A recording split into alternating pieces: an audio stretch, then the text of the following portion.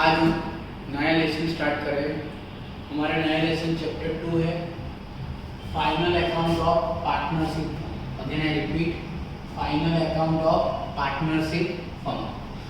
11 में भी ये हम फाइनल अकाउंट्स पढ़ चुके हैं, लेकिन 11 में जो हमारा फाइनल अकाउंट्स था वो सोल प्रोप्राइटरशिप फर्म के बेस पे था, और इस बार जो फाइनल अकाउंट्स पढ़ रहे हैं वो पार्टनरशिप फर्म का है। क्लियर है बात? अब 11 के फाइनल अकाउंट्स और 12 के फाइनल अकाउंट्स में ओनली 5% का चेंज है, ओनली 5% का चेंज है। पहले 2 मिनट सुन लो, उसके बाद हम स्टार्ट करें। 11 में हम जो भी फाइनल अकाउंट्स पढ़ते थे उसके अंदर कंपल्सरी 3 अकाउंट बनाते थे, trading account, profit and loss account and balance sheet. Clear? ये 3 ही अकाउंट बनाते थे, लेकिन इस बार हम पार्टनरशिप फर्म के अकाउंट्स पे फाइनल अकाउंट्स पढ़ रहे हैं, तो यहाँ पे आपके मेनली 5 अकाउंट्स होंगे। कौन कौन से? ध्यान से, और आप मेरे मटेरियल में भी देख सकते हो। जब भी सब ये वीडियो आप देखो तो मेरा मटेरियल भी साथ में रखना। हमारा फर्स्ट अकाउंट ट्रेडिंग अकाउंट होता है, दूसरा अकाउंट P&L अकाउंट मतलब प्रॉफिट एंड लॉस अकाउंट होता है, तीसरा नया अकाउंट इस बार आया 12th में, profit and loss appropriation account. Again profit and loss appropriation account. Fourth one partners capital account और current account, and fifth one balance sheet. Clear? 11 में हम सिर्फ 3 अकाउंट्स पढ़ते थे, trading, P&L and balance sheet. यहाँ पे आपको फाइनल अकाउंट के हर एक समय टोटल कितने अकाउंट बनाने होंगे? 5। Again I repeat, first trading account, दूसरा प्रॉफिट एंड लॉस अकाउंट, तीसरा profit and loss appropriation account, fourth one partners capital account और current account, and fifth one balance sheet. मतलब मिडल में P&L appro account and partners capital account आपके लिए नए आए हुए।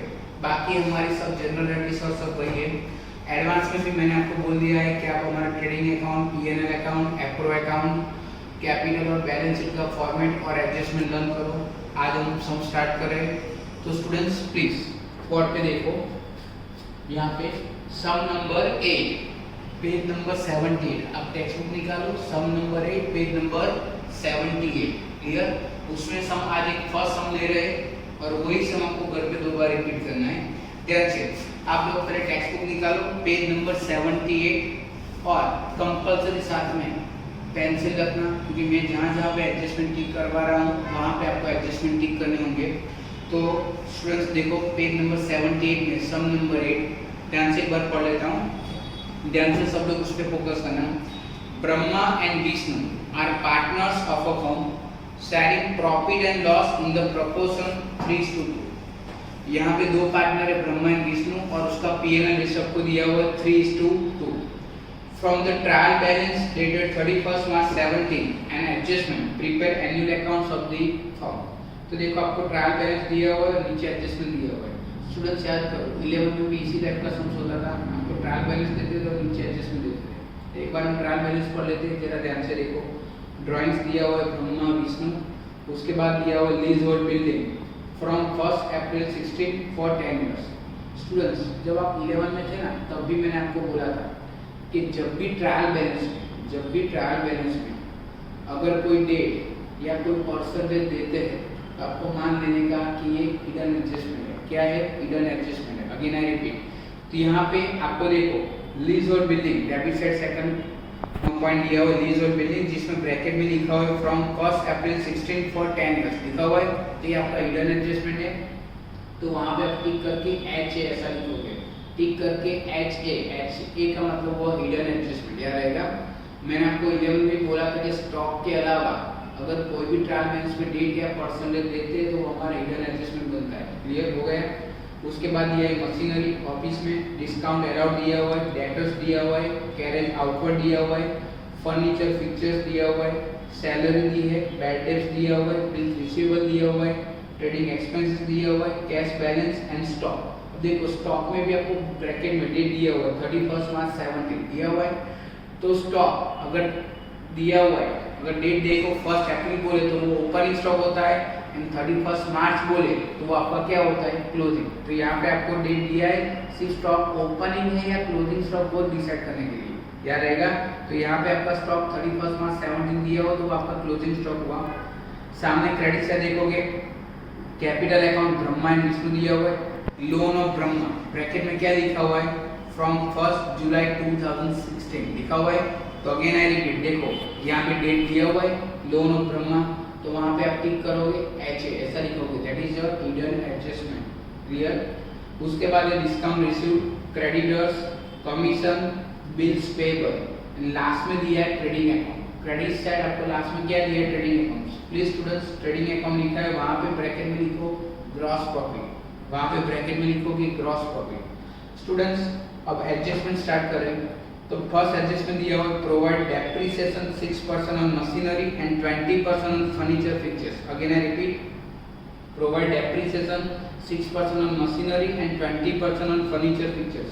आपको पता है मशीनरी एंड फर्नीचर फिक्चर्स हमारे लिए एसेट्स है, एसेट्स का ऑलवेज डेबिट बैलेंस होता है, तो प्लीज ट्रायल बैलेंस में चेक करो डेबिट साइड, कहीं पे भी आपको मशीनरी एंड फर्नीचर फिक्चर्स लिखा होगा, जहाँ पे मशीनरी लिखी है देखो लीज और बिलिंग के नीचे, वहाँ पे मशीनरी के सामने नंबर 1 लिखोगे, उसी तरह मिडल में फर्नीचर फिक्चर्स लिखा होगा डेबिट साइड, वहाँ पे भी आपको नंबर 1 लिखना है। क्लियर।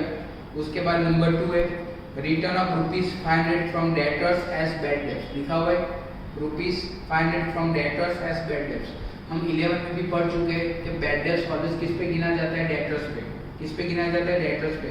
तो देखो ट्रायल बैलेंस में डेबिट साइड एग्जैक्ट मिडिल में डेटर्स कहीं पे लिखा होगा, तो वो डेटर्स की जगह आपको नंबर क्या लिखना है, 2 हो गया।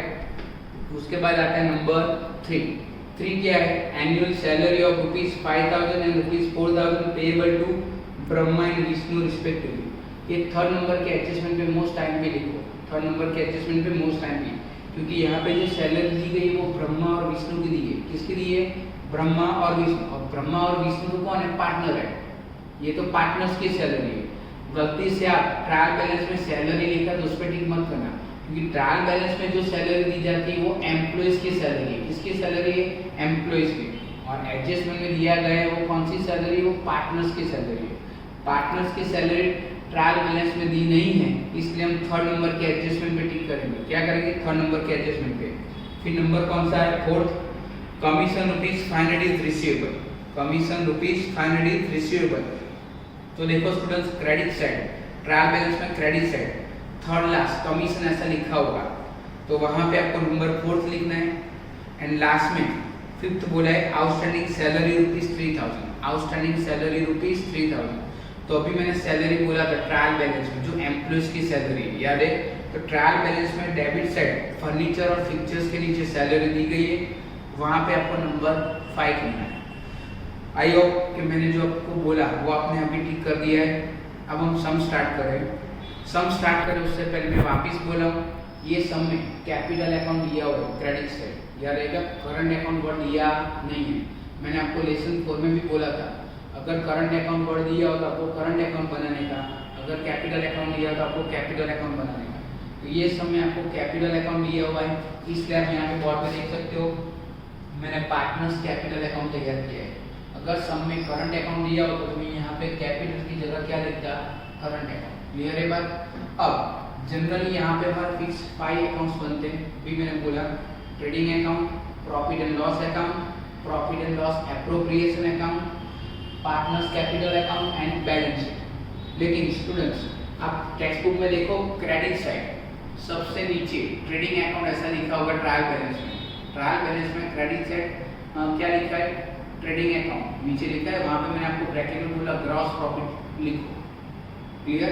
तो आप बोर्ड पे देखो नॉट, मैंने यहाँ पे नॉट लिखी है आपके समझने के लिए। क्या, here trading account, trading account का मतलब क्या होगा, gross profit. Here trading account gross profit is directly given, क्या दिया हुआ, डायरेक्टली दे दिया है। Therefore we will start from profit and loss account. क्यों, आपको ऑलरेडी ग्रॉस प्रॉफिट दे दिया है तो आपको ट्रेडिंग अकाउंट बनाने की कोई जरूरत नहीं है। ऐसा हम 11 में भी सम पढ़ चुके हैं, क्योंकि ट्रेडिंग अकाउंट बनाने के बाद हमारा डिफरेंस ग्रॉस प्रॉफिट आपको मिलता है, पता है आपको। लेकिन यहाँ पे तो ऑलरेडी आपको ग्रॉस प्रॉफिट दे दिया है, तो फिर आपको ट्रेडिंग अकाउंट बनाने की जरूरत नहीं है। तो जो मैंने 5 अकाउंट आपको बोले थे उसमें से मैं फर्स्ट अकाउंट ट्रेडिंग अकाउंट ये समय बना नहीं रहा हूँ। क्यों नहीं बना रहा हूँ, आपके दिमाग में आ गया, क्योंकि ये समय आपको डायरेक्टली ट्रेडिंग अकाउंट मतलब ग्रॉस प्रॉफिट दे दिया है, तो आपको ट्रेडिंग अकाउंट बनाने की जरूरत नहीं है। तो उसके अलावा बाकी के 4 अकाउंट मैंने बनाए हुए, एक प्रॉफिट एंड लॉस अकाउंट, दूसरा profit and loss appropriation account, तीसरा पार्टनर्स कैपिटल अकाउंट एंड चौथा बैलेंस शीट। ये फर्स्ट सम है, इसलिए मैं आपको हेडिंग प्रॉपर्ली एक्सप्लेन कर रहा हूँ, 11 में था उसी तरह।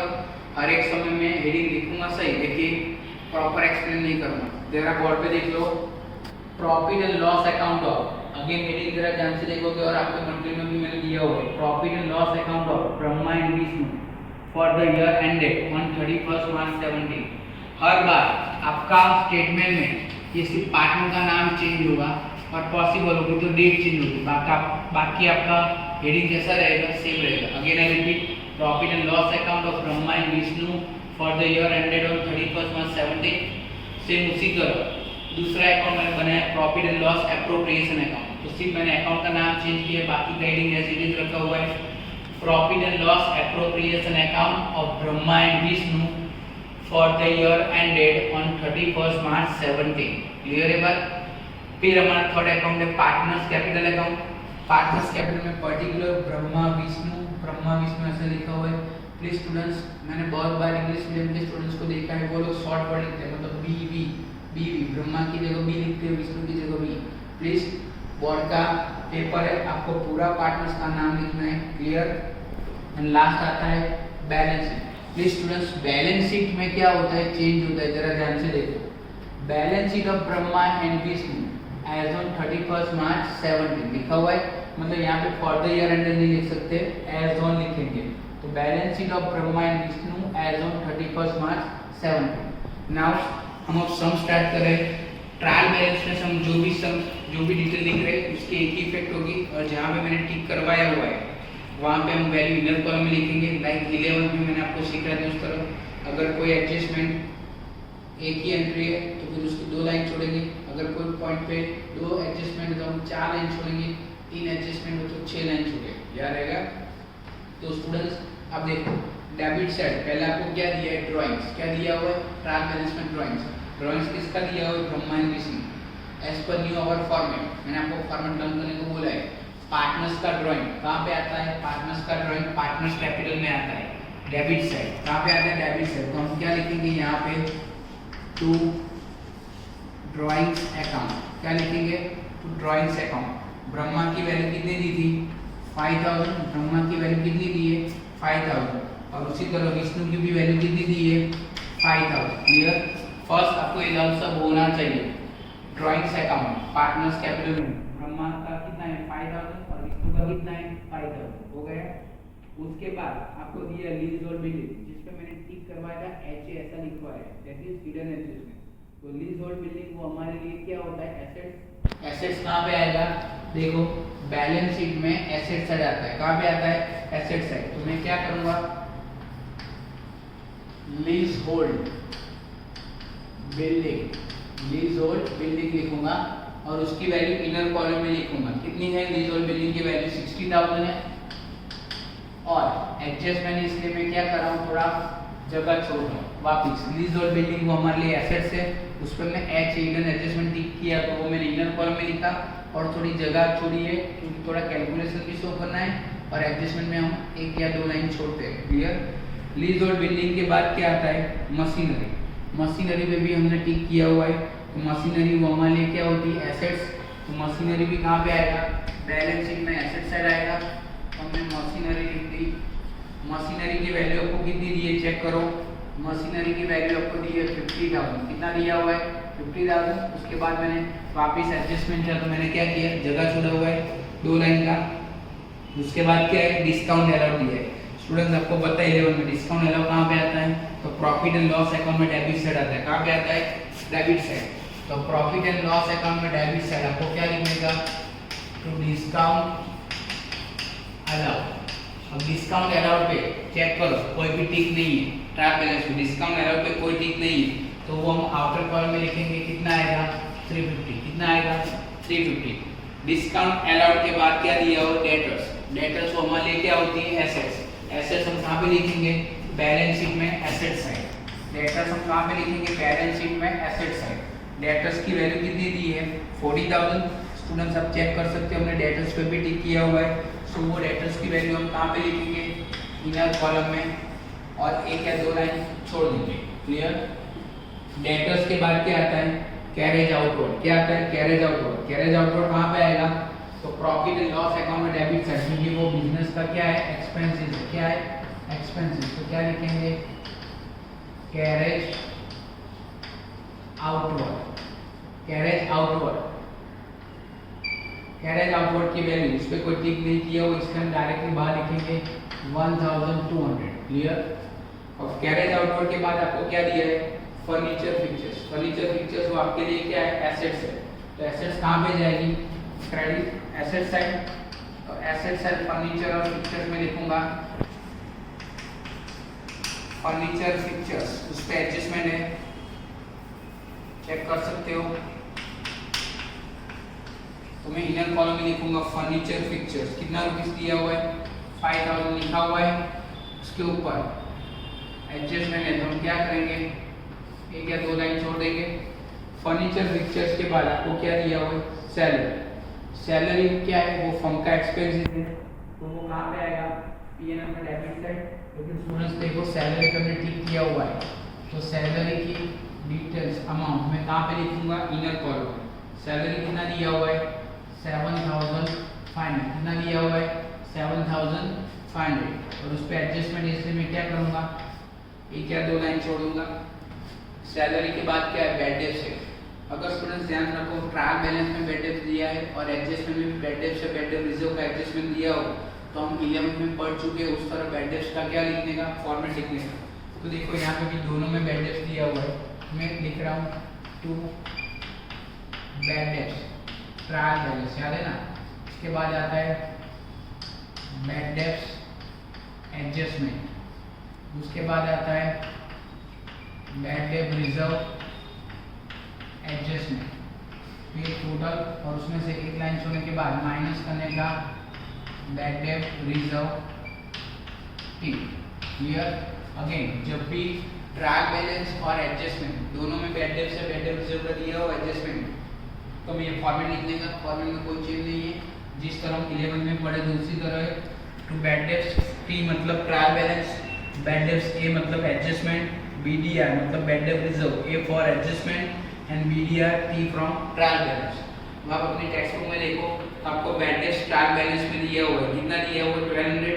तो देखो मैंने बोर्ड पे bad debts T for trial balance लिखा है, तो उसके सामने मैं इनर कॉलम में कितना लिखूंगा, 1200। क्लियर। उसके बाद आपको दिया हुआ है बिल्स रिसीवेबल। बिल्स रिसीवेबल कहाँ पे आती है, एसेट्स है, तो वो एसेट्स कहाँ पे जाएगी, बैलेंस शीट में एसेट साइड, उस पर कोई एडजस्टमेंट नहीं है, इससे हम डायरेक्टली बाहर लिखेंगे बिल्स रिसीवेबल। बिल्स रिसीवेबल की आपको अमाउंट कितनी दी है, चेक करो, तो 20,000 रुपीज दिया हुआ है, हमने 20,000 लिख दिया। 20,000 के बाद आपको क्या दिया हुआ है, ट्रेडिंग एक्सपेंसेस। ट्रेडिंग एक्सपेंसेस मतलब बिजनेस का एक्सपेंसेस। बिजनेस का एक्सपेंसेस कहाँ पे जाता है, प्रॉफिट एंड लॉस अकाउंट में डेबिट साइड। तो प्रॉफिट एंड लॉस अकाउंट में डेबिट साइड हम क्या लिखेंगे, 2 ट्रेडिंग एक्सपेंसेस। क्या लिखेंगे, 2 ट्रेडिंग एक्सपेंसेस। ट्रेडिंग एक्सपेंसेस आपको कितना दिया है, 5,900। ट्रेडिंग एक्सपेंसेस में फिर में डेबिट से लिख दिया। उसके बाद आता है कैश बैलेंस। कैश बैलेंस का वो हमारे क्या है, एसेट्स। एसेट्स कहाँ पे जाएगी, बैलेंस शीट में एसेट साइड। अगेन कोई एडजस्टमेंट नहीं है, जिसका कोई एडजस्टमेंट नहीं होता है वो हम अमाउंट आउटर कॉलम में लिखेंगे। कैश बैलेंस की अमाउंट कितनी दी है, 6,000। कैश बैलेंस की अमाउंट हमने लिख दी। अब कैश बैलेंस के बाद क्या लिखा हुआ है, स्टॉक। स्टूडेंट मैंने ऐसा बोला था, हर एक ट्रायल बैलेंस में अगर कोई डेट देते तो वो हिडन एडजस्टमेंट होता है, डेट या परसेंटेज। लेकिन स्टॉक के बारे में मैं ऐसा बोल रहा हूँ कि अगर स्टॉक के पीछे कोई डेट देते हैं तो वो डेट आपको आइडेंटिफाई करने के लिए होता है कि वो ओपनिंग स्टॉक है या क्लोजिंग स्टॉक। अगर डेट में 1 अप्रैल लिखते तो वो ओपनिंग स्टॉक होता है, 31 मार्च बोले तो वो क्लोजिंग स्टॉक होता है। तो ये सब में देखोगे तो स्टॉक के पीछे ब्रैकेट में डेट दिए 31 मार्च 17। 31 मार्च 17 मतलब क्लोजिंग डेट। तो क्लोजिंग डेट वाला स्टॉक है तो उसको क्या बोलेंगे, क्लोजिंग स्टॉक। क्लोजिंग स्टॉक कहाँ पे आता है, बैलेंस शीट में एसेट साइड। क्लोजिंग स्टॉक ज्यादातर सबसे नीचे लिखा जाता है। क्लोजिंग स्टॉक का मतलब कि उसके बाद कोई एंट्री नहीं आएगी, इसलिए आपको क्लोजिंग स्टॉक सबसे नीचे लिखने का। अगर ट्रायल बैलेंस में क्लोजिंग स्टॉक देते तो वो बैलेंस शीट में एसेट साइड ही आता है, याद रहेगा 11 के रूल्स के हिसाब से। तो कितना दिया हुआ है, 73,000। कितना, 73,000। क्लियर। मतलब कि क्लोजिंग स्टॉक के बाद सिर्फ टोटल की वैल्यू आनी चाहिए। मतलब हमारे डेबिट साइड का क्लियर हो गया। अब हम जा रहे हैं क्रेडिट साइड। क्रेडिट साइड आपको ट्रायल बैलेंस में पहले क्या दिया हुआ है, कैपिटल अकाउंट ब्रह्मा और विष्णु का दिया हुआ है। तो कैपिटल अकाउंट कहाँ पे जाता है, पार्टनर्स कैपिटल में जाता है। कैपिटल अकाउंट पार्टनर्स में कहाँ पे जाता है, कैपिटल अकाउंट में जाता है। अब कैपिटल अकाउंट में हम कैपिटल तो नहीं लिख सकते, उसकी जगह हम क्या लिखेंगे, बाय बैलेंस ब्रॉट फॉरवर्ड। क्या लिखेंगे, बाय बैलेंस ब्रॉट फॉरवर्ड, याद रहेगा। तो देखो ब्रह्मा का कैपिटल कितना लिया हुआ है, 55,000, तो हमने कितना लिखा 55,000। विष्णु का कितना लिखा 45,000, तो विष्णु का टोटल हमने लिखा 45,000, हो गया। अब कैपिटल के बाद क्या है, loan of Brahma from 1 July 2016। Again trial balance में डेट दी हुई है, that is a hidden adjustment है, तो हमें इनर कॉलम में लिखना होगा। हम ब्रह्मा ने, पार्टनर ने फर्म को क्या किया, लोन दिया हुआ है, मतलब फर्म के लिए वो क्या हो गया, लायबिलिटीज। जब तक फर्म वो लोन वापस ब्रह्मा को रिटर्न नहीं करेगा तब तक वो फर्म के लिए क्या होती है, लायबिलिटीज होती है। तो लायबिलिटीज हम कहाँ पे लिखेंगे, बैलेंस शीट में लायबिलिटी साइड, लेकिन आपको स्टार्टिंग के 5 to 6 लाइन छोड़ देने के, उसके बाद ही आपको लिखने का loan of Brahma, loan of adjustment है, इसलिए मैं इनर कॉलम में लिख रहा हूँ लोन ऑफ ब्रह्मा। कितना दिया हुआ है, 50,000, कितना दिया हुआ है, लायबिलिटीज है। और उसके नीचे में एडजस्टमेंट है, हिडन एडजस्टमेंट, मतलब मैंने लाइन छोड़ी हुई है। उसके बाद क्या है, डिस्काउंट रिसीव आपके लिए क्या होता है, इनकम कहाँ पे आता है, प्रॉफिट एंड लॉस अकाउंट में क्रेडिट साइड। जनरली जब भी हम कोई एंट्री लिखते हैं तो आप मिलियन में पढ़ चुके हैं दोनों साइड दो लाइन छोड़ने की। तो बाय डिस्काउंट रिसीव, लेकिन कोई एडजस्टमेंट डिस्काउंट रिसीव में दिया नहीं है, इसलिए हम आउटर कॉलम में लिखेंगे डिस्काउंट रिसीव कितनी अमाउंट है, 400 है। डिस्काउंट रिसीव के बाद क्या है, क्रेडिटर्स वो हमारे लिए क्या होती है, लायबिलिटीज होती है। क्रेडिटर्स लायबिलिटीज है तो बैलेंस शीट में जाएगा, इस पर कोई एडजस्टमेंट नहीं है, हम डायरेक्टली बाहर लिखेंगे क्रेडिटर्स की अमाउंट कितनी दी हुई है, चेक करो 25,000, कोई एडजस्टमेंट नहीं, इसलिए हम क्या करेंगे, आउटर कॉलम में लिखेंगे। क्रेडिटर्स के बाद क्या है, कमीशन। स्टूडेंट देखोगे कमीशन अगर क्रेडिट साइड है तो पीएन में क्रेडिट साइड आएगा, अगर डेबिट बैलेंस है तो पीएन में डेबिट साइड आएगा। बीए ट्रायल बैलेंस में कहाँ पे क्रेडिट साइड है, इसलिए हम पीएन में क्रेडिट साइड लिखेंगे। लेकिन स्टूडेंट्स हमने पहले सम पढ़ा तो कमीशन पे हमने टिक किया हुआ है, चेक करो, इसलिए कमीशन हम इनर कॉलम में लिखेंगे। कमीशन की अमाउंट कितनी दी है, 2500, फिर हमने क्या किया, एक या दो लाइन छोड़ दी, हो गया। कमीशन के बाद क्या है, बिल्स पेबल। तो बिल्स पेबल वो हमारे लिए क्या है, लायबिलिटीज है। तो लायबिलिटीज कहाँ पे आएगी, बैलेंस शीट में लायबिलिटीज साइड, हम क्या लिखेंगे, बिल्स पेबल कितनी अमाउंट है, चेक करो 5,000, हो गया। अब लास्ट है ट्रेडिंग अकाउंट, मैंने आपको लिखा है ट्रेडिंग अकाउंट मतलब क्या हुआ, ग्रॉस प्रॉफिट। आपको पता है 11 में भी पता है कि ग्रॉस प्रॉफिट, ट्रेडिंग अकाउंट का ग्रॉस प्रॉफिट हम कहाँ पे ट्रांसफर करते हैं, प्रॉफिट एंड लॉस अकाउंट में क्रेडिट साइड। इसलिए हम यहाँ पे प्रॉफिट एंड लॉस अकाउंट में क्रेडिट साइड क्या लिखेंगे, बाय ग्रॉस प्रॉफिट, और ब्रैकेट में लिखेंगे ट्रांसफर फ्रॉम ट्रेडिंग अकाउंट। क्या लिखेंगे, ट्रांसफर फ्रॉम ट्रेडिंग अकाउंट। यहाँ पे आपको रेडीमेड दिया हुआ है, कितना था ग्रॉस प्रॉफिट, देखो 97,250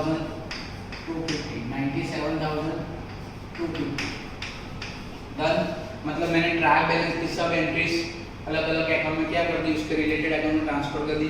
इतना पोर्शन आपके लिए बहुत ईजी है, क्यों, ये आपका लर्निंग पार्ट है। मैंने आपको बोला था, मैं बीच में आपको पूछूंगा भी सही कि ये एड्रेस कब कहाँ पे आएगी, ये एड्रेस आपको लर्न होनी चाहिए। अब हम जा रहे हैं एडजस्टमेंट पे। स्टूडेंट्स आप देख सकते हो मेरे हाथ में दूसरे कलर का चौक है।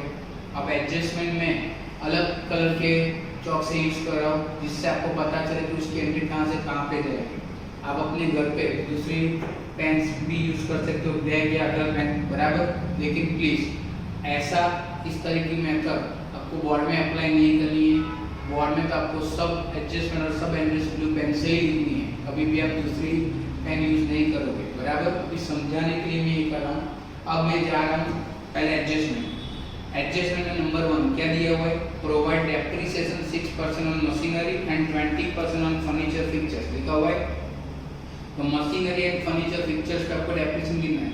स्टूडेंट्स आपको पता है, हम 11th में पढ़ चुके हैं कि एसेट्स पे डेप्रिसिएशन जब भी गिनना हो तो उसकी एक एंट्री कहाँ पे आती है, रिस्पेक्टिव एसेट्स में से वो एंट्री क्या होती है, डेप्रिसिएशन की माइनस होती है, और दूसरी एंट्री कहाँ पे आती है, प्रॉफिट एंड लॉस अकाउंट में क्रेडिट से। तो पहले हम मशीनरी की एंट्री लेते हैं। मशीनरी में डेप्रिसिएशन लिखा हुआ है, हम क्या करेंगे, मशीनरी में से डेप्रिसिएशन माइनस करेंगे। कितना परसेंटेज आपको दिया है, 6% दिया हुआ है डेप्रिसिएशन मशीनरी का। तब अपने कैलकुलेटर पे कर सकते हो। 50,000 का 6% कितना होता है, 3,000। अब 50,000 में से 3,000 माइनस करें तो हमारे आउटर कॉलम में कितनी अमाउंट आएगी, 40,000। मतलब परसेंटेज रिस्पेक्टिव एसेट्स में हमने वो डेप्रिसिएशन की अमाउंट माइनस की। 50,000 का 6% 3,000, आउटर कॉलम में कितना है, 47,000। अब ये डेप्रिसिएशन की दूसरी एंट्री हम कहाँ पे ट्रांसफर करेंगे, प्रॉफिट एंड लॉस अकाउंट में, डेबिट साइड। तो हम क्या करेंगे, पहले हेडिंग लिखेंगे टू डेप्रिसिएशन, डेप्रिसिएशन के नीचे हम लिखेंगे मशीनरी, बराबर। मशीनरी की अमाउंट कितनी आई थी, 3,000, हमने लिख दिया। मतलब एक एंट्री मैंने कहाँ पे दी, बैलेंस शीट में एसेट साइड में से माइनस किया, तो दूसरी एंट्री मैंने प्रॉफिट एंड लॉस अकाउंट में कहाँ पे लिखा, डेबिट साइड। क्लियर। अब मशीनरी के बाद उसी एडजस्टमेंट में बोला हुआ है फर्नीचर फिक्चर्स पे 20% डेप्रिसिएशन गिनो, तो सेम एंट्री वापस बैलेंस शीट में एसेट साइड आओ। फर्नीचर फिक्चर्स 5,000 दिया है, उसमें से हम क्या करेंगे, माइनस करेंगे डेप्रिसिएशन। कितना परसेंटेज, 20% बोला हुआ है, तो 5,000 में 20% करोगे तो कितना आएगा, 1,000 आएगा। 5,000 में से 1,000 माइनस करो तो कितना आएगा, 4,000। अब उसकी दूसरी एंट्री हम कहाँ पे ट्रांसफर करेंगे, प्रॉफिट एंड लॉस अकाउंट में, डेबिट साइड। तो प्रॉफिट एंड लॉस अकाउंट में डेप्रिसिएशन लिखा है, तो मशीनरी के नीचे हम लिखेंगे फर्नीचर फिक्चर्स। क्या रहेगा, फर्नीचर की एंट्री कितनी दी हुई है, 1,000। हमने यहाँ पे कितना लिखा, 1,000 हो गया। मतलब हमारा फर्स्ट एडजस्टमेंट क्लियर, 11 में बहुत बार आ चुका है। अब number 2, write off ₹500 from debtors as bad debts. ये भी एडजस्टमेंट हमारे 11 में आ चुका है। डेटर्स में से आपको 500 बैड डेट्स रिटर्न ऑफ करनी है। अब देखो बैलेंस शीट में एसेट साइड डेटर्स दिया हुआ है, वो डेटर्स में से हम क्या करेंगे, बैड डेट्स। ये बैड डेट्स मैंने कहाँ से ली, एडजस्टमेंट में से ली ना, इसलिए हमने क्या किया, minus bad debts from adjustment. कितनी अमाउंट माइनस की, 500। तो 40,000 से 500 माइनस करूंगा तो आउटर कॉलम में कितना आएगा, 39,500। अब ये बैड डेट्स एडजस्टमेंट की दूसरी एंट्री हम P&L अकाउंट में डेबिट साइड, हमने बैड डेट्स का फॉर्मेट लिखा है, वहाँ पे बैड डेट्स ए लिखा हुआ है, वहाँ पे आएगा कितनी अमाउंट, 500। कितनी आएगी, 500। वापिस ये दो एडजस्टमेंट मैंने जो सॉल्व करवाए वो एज इट इज 11 में थे वही थे। आगे देखो, अब थर्ड नंबर का एडजस्टमेंट नया है, annual salary of ₹5,000 and 4,000 payable to Brahma and Vishnu respectively. Salary है लेकिन किसकी है, पार्टनर सैलरी है। पार्टनर सैलरी एडजस्टमेंट में तो उसकी दो एंट्री आएगी। स्टूडेंट्स मैंने पहले भी एक्सप्लेन किया है कि P&L में फर्म का एक्सपेंसेस आता है, प्रॉफिट एंड लॉस अकाउंट में डेबिट साइड फर्म का एक्सपेंसेस आता है, लेकिन profit and loss appropriation account में डेबिट साइड पार्टनर्स के एक्सपेंसेस आते हैं। किसके एक्सपेंसेस आते हैं, पार्टनर्स के। तो यहाँ पे सैलरी किसकी दी गई है, पार्टनर्स की, इसलिए पार्टनर्स की सैलरी कहाँ पे आएगी, प्रॉफिट एंड लॉस अकाउंट में डेबिट साइड। तो प्रॉफिट एंड लॉस अकाउंट में डेबिट साइड हम क्या लिखेंगे, टू सैलरी। किसकी सैलरी दी है,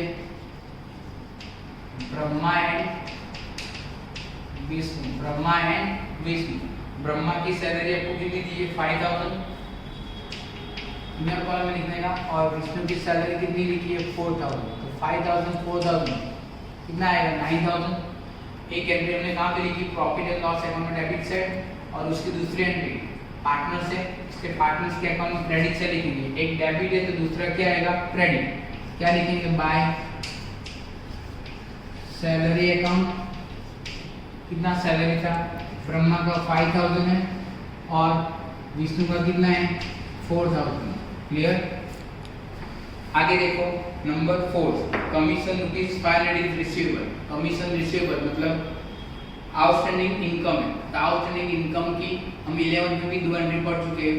P&L अकाउंट में क्रेडिट साइड रिस्पेक्टिव इनकम के अंदर वो ऐड होगा, और उसकी दूसरी एंट्री बैलेंस शीट में एसेट साइड आती है। वो आपको मैंने ऑलरेडी मटेरियल सेक्शन में आपको एडजस्टमेंट के सारे फॉर्मेट भेजे, आप प्लीज लर्न करो। तो कमीशन वो इनकम है उसके अंदर रिसीवेबल बोला हुआ है, हम क्या करेंगे प्लस करेंगे, कितना है रिसीवेबल। एडजस्टमेंट में देखोगे 4 नंबर के एडजस्टमेंट में कमीशन कितना रिसीवेबल है 500, वो P&L अकाउंट में क्रेडिट साइड हमने जो कमीशन लिखा है उसके लिए वो प्लस होगा, तो आउटर कॉलम में कितना आएगा 3000। और इसकी दूसरी एंट्री हम बैलेंस शीट में एसेट साइड लिखेंगे, बैलेंस शीट में asset side receivable commission, receivable commission adjustment कितनी अमाउंट का था 500।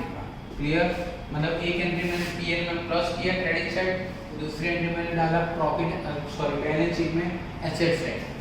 उसके बाद एडजस्टमेंट है आउटस्टैंडिंग सैलरी ₹3000, आउटस्टैंडिंग सैलरी तो 11 में भी ये पढ़ चुके हैं। अगर कोई भी एक्सपेंसेस आउटस्टैंडिंग है तो P&L या ट्रेडिंग अकाउंट में डेबिट साइड रिस्पेक्टिव एक्सपेंसेस के अंदर ऐड होगा और उसकी दूसरी एंट्री बैलेंस शीट में लायबिलिटी साइड आएगी। तो देखो यहाँ पे P&L अकाउंट में डेबिट साइड में सैलरी लिखा है, वहां पे हम क्या करेंगे प्लस आउटस्टैंडिंग सैलरी। एडजस्टमेंट में देखो आउटस्टैंडिंग सैलरी कितना है 3000, तो वो इसके अंदर ऐड करेंगे, 7500 के अंदर 3000 ऐड करेंगे तो आउटर कॉलम में कितना आएगा 10500। और इसकी दूसरी एंट्री बैलेंस शीट में लायबिलिटी साइड आएगी, कहां पे आएगी बैलेंस शीट में लायबिलिटी साइड। तो आउटस्टैंडिंग सैलरी कितना दिया हुआ है 3000 एडजस्टमेंट, मतलब मैं नीचे के एक्स्ट्रा एडजस्टमेंट क्लियर किए, अभी हमारे 2 हिडन एडजस्टमेंट बाकी है। देखो ट्रायल बैलेंस में डेबिट साइड आपको लीज और बिल्डिंग दिया है, ब्रैकेट में लिखा है फ्रॉम 1 अप्रैल 16 फॉर 10 इयर्स लिखा हुआ है। तो स्टूडेंट्स ऐसा एडजस्टमेंट हम 11 में भी पढ़ चुके हैं, लेकिन उसके लिए जो नए स्टूडेंट्स है उसके लिए किस तरह गिना जाता है वो मैं दिखाता हूँ। रिटर्न ऑफ उसकी वैल्यू निकालनी है तो उसकी फॉर्मूला है, याद रखना value upon year, value upon year into month divide by 12। ये फॉर्मूला से आप करोगे तो ऑलवेज आपका आंसर आएगा। आपको जो भी वैल्यू दी गई वो कितने साल के लिए वो डिवाइड करो इनटू अपने ये साल में कितना टाइम वो यूज किया डिवाइड बाय 12। तो आप देखो लीज और बिल्डिंग बैलेंस शीट में कितना दिया है 60000, तो वो हमारी वैल्यू हो गई। तो वैल्यू की जगह हम क्या लिखेंगे 60000 डिवाइड बाय ईयर। आप टेक्स्ट बुक में ट्रायल बैलेंस में देखो कितने साल के लिए दिया हुआ है 10 इयर्स, तो देखो 60000 डिवाइड बाय 10 इनटू हमारा हमने कौन सी डेट से लिया 1 अप्रैल 16 से लिया, तो 1 अप्रैल 16 और हमारे ईयर कब खत्म होता है 31 मार्च 17। तो हमने 1 अप्रैल 16 को ये लीज और बिल्डिंग दी, हमने पूरा साल यूज किया, पूरा साल मतलब 12 मंथ। हम क्या करेंगे 12 और डिवाइड बाय फॉर्मूला का 12 याद रहेगा। तो 60000 12 कट हो गया, 60000 डिवाइड बाय 10 हमारी वैल्यू कितनी आएगी 6000 आएगी। तो ये 6000 हमने माइनस किया तो आउटर कॉलम में कितना आएगा 54000। Students again I repeat lease और बिल्डिंग वो एसेट्स है, लेकिन वो हम लीज पे ले रहे हैं इसलिए हम उसको डेप्रिसिएशन नहीं बोल सकते क्योंकि वो हमारी खुद की एसेट्स नहीं है, इसलिए मैं उसको क्या करना होता है रिटर्न ऑफ करना होता है। क्या करना होता है रिटर्न ऑफ। अब उसकी कैलकुलेशन कैसे करेंगे तो मैंने आपको एक फॉर्मूला बना के दी है, मतलब आपका कंफ्यूजन दूर हो जाए। Value upon year into month upon 12, value upon year into month upon 12। तो ट्रायल बैलेंस में आपको वैल्यू कितनी दी है 60000, वही ट्रायल बैलेंस में आपको ब्रैकेट में कितने ईयर दिए 10 इनटू ये लीज और बिल्डिंग हमने कितने पीरियड के लिए यूज किया, हमने कब लेके आए थे ट्रायल बैलेंस में लिखा है 1 अप्रैल 16 को लेके आए। अभी हमारा ईयर कब खत्म होता है 31 मार्च 17, मतलब हमने पूरे 12 महीने यूज किया, इसके ऊपर हमने लिखा 12 और डिवाइड में 12 तो है ही, 12 कट हो गया तो 60000 डिवाइड बाय 10 करोगे तो कितना आएगा 6000। 60000 में से हम 6000 माइनस करेंगे तो कितना आएगा 54000 हो गया। अब इसके दूसरे एंट्री कहाँ पे लिखेंगे P&L में डेबिट से टू रिटर्न ऑफ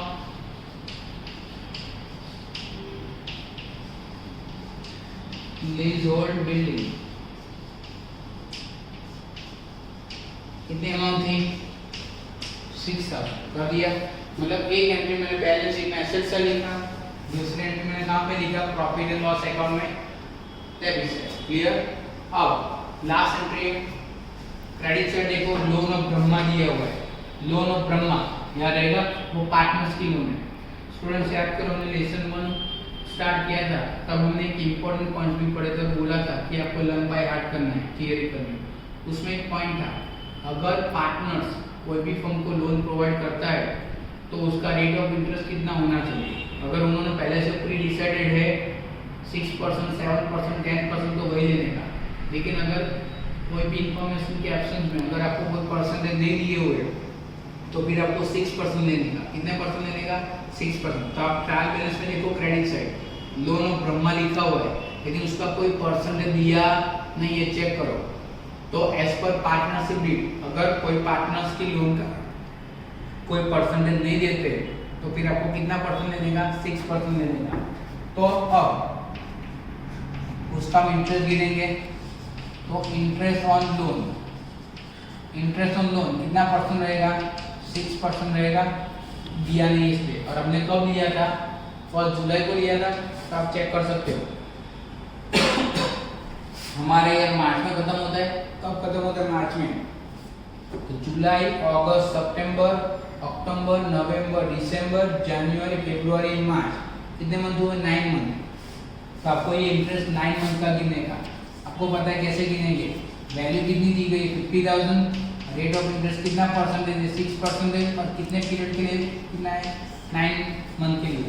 तो 50,000 इंटू 6% इंटू 9/12 करोगे तो आपकी अमाउंट आएगी 2250। कितना आएगा? 2250। अब इसके अंदर ये ऐड करूंगा तो कितना आएगा? 52,250। और ये इंटरेस्ट ऑन लोन वो फर्म के लिए क्या होता है? एक्सपेंसेस। तो उसकी दूसरी एंट्री कहाँ पे आएगी? पीएल में डेबिट साइड। कहाँ पे आएगी? पीएल में debit side. To interest on loan, आप ब्रैकेट में लिख सकते हो ब्रह्मा। क्या लिख सकते हो? Brahma. Here interest on loan कितनी अमाउंट थी? चेक करो तो 2250। कितनी अमाउंट है? 2250। क्लियर? यहाँ पे मैंने सारे एडजस्टमेंट क्लियर किए। फिर वापस बोलो, हमने 1 जुलाई को लिया था, जब जुलाई टू मार्च 9 मंथ होते हैं। अगर आप दो तरीके से शो कर सकते हो, कोई फोर्सफुली नहीं है, या तो लोन के अंदर इंटरेस्ट ऑन लोन ऐड करके अमाउंट आउटर कॉलम में लिखोगे, या interest on loan balance sheet में लाइबिलिटी साइड आप अलग से भी शो कर सकते हो। दोनों मेथड वैलिड है। क्लियर? अब हम सम क्या कर रहे हैं? क्लोज कर रहे हैं। तो आपको पहले क्या करना होगा? P&L अकाउंट मतलब प्रॉफिट एंड लॉस अकाउंट क्या करना होगा? बंद करना होगा। क्लियर? अब प्रॉफिट एंड लॉस अकाउंट बंद करें तो आपको पहले क्या करना है? दोनों साइड का टोटल लगा के देखना है, किस साइड का टोटल ज्यादा है, डेबिट साइड का ज्यादा है या क्रेडिट साइड का। अभी आप देखोगे तो क्रेडिट साइड का टोटल ज्यादा है, तो क्रेडिट साइड देखो तो 97,250, 400 एंड 3,000 दिया हुआ है। उसका टोटल होता है कितना? 1,0650। कितना होता है? 1,0650। तो 1,00,650 हो गया।